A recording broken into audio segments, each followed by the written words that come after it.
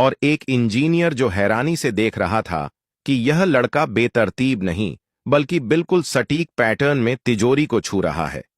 आर्यन ने आखिरी बार तिजोरी के एक किनारे अपनी हथेली रखी। बहुत हल्के लेकिन स्थिर दबाव के साथ उसने कुछ सेंटीमीटर स्लाइड जैसा मूवमेंट किया, मानो किसी अदृश्य ताले को अपनी जगह से खिसका रहा हो। क्लिक! एक बेहद हल्की आवाज आई, इतनी हल्की कि कई लोगों ने सुनी भी नहीं, लेकिन जो पास खड़े थे उनके कान उस आवाज को पकड़ चुके थे। फिर भीतर से किसी भारी चीज के सरकने की आवाज आई, गुड गुड गुड, मानो कोई धातु की प्लेट नीचे गिर रही हो। अगले ही पल तिजोरी का भारी दरवाजा अपने आप थोड़ा सा आगे झुक गया। फिर आर्यन ने हल्के से धक्का दिया और तिजोरी का दरवाजा खुल गया। पूरा म्यूजियम सन्न रह गया।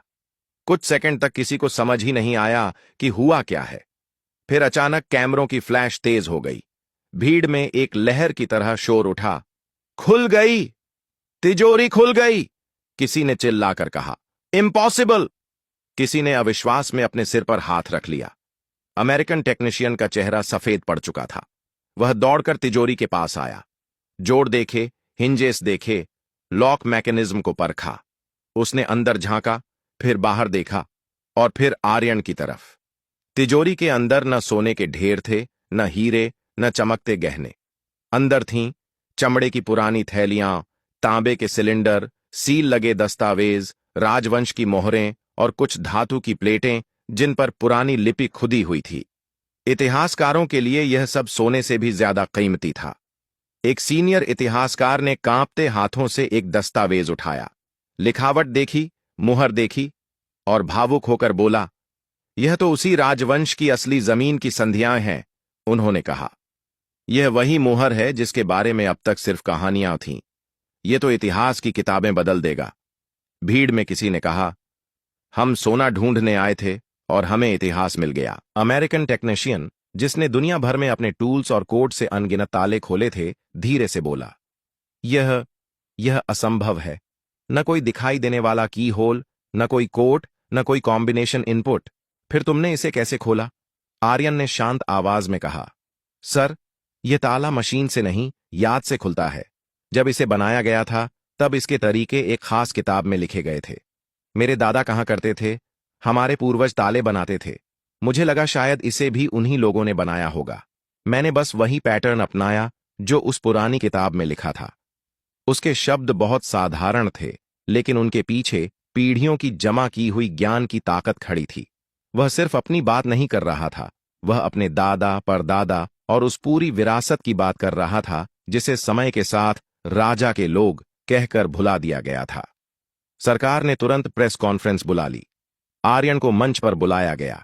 उसके फटे कपड़ों को देखकर कुछ लोगों ने कहा, पहले इसे अच्छे कपड़े पहनाओ।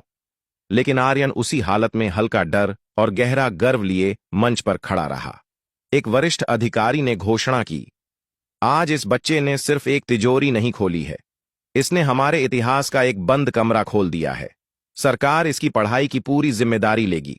इसे पूरी स्कॉलरशिप दी जाएगी, चाहे यह इंजीनियरिंग पढ़े, हिस्ट्री पढ़े या साइंस। उसी वक्त हॉल के एक कोने से अमेरिकन टेक्नीशियन धीरे धीरे आगे बढ़ा। उसके हाथ में एक चेक बुक थी। उसने सबके सामने चेक पर रकम लिखी और वह चेक आर्यन की ओर बढ़ा दिया।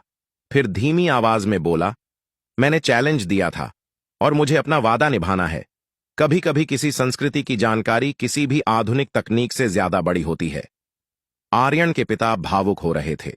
उन्हें समझ नहीं आ रहा था कि ज्यादा वजन किसका है, उस चेक का, उस पल का, या अपने बेटे के कंधों पर अचानक आ गिरी उम्मीदों का। लेकिन असली बात पैसे की नहीं थी। असली बात यह थी कि जिस लड़के को कल तक सफाई वाले का बेटा कहकर नजरअंदाज किया जाता था, आज वही राष्ट्रीय मंच पर खड़ा था। दुनिया भर के कैमरे उसका चेहरा कैद कर रहे थे, क्योंकि हर ताला ताकत से नहीं खुलता।